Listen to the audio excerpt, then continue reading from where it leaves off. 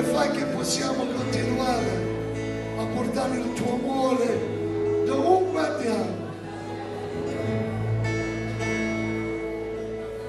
Padre, continua a lavorare in noi, a operare in noi, continua a trasformarci, continua a perdonarci per i nostri sbagli. Ci consacriamo di nuovo a te stasera. Tu ci hai chiamati, tu hai un piano per la nostra vita,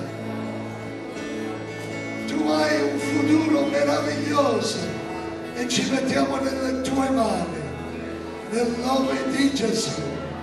Dacci una dolce nottata, un dolce riposo, la tua mano posata su ciascuno di noi e continuiamo a pregare per la tua benedizione per domani, nel nome di Gesù.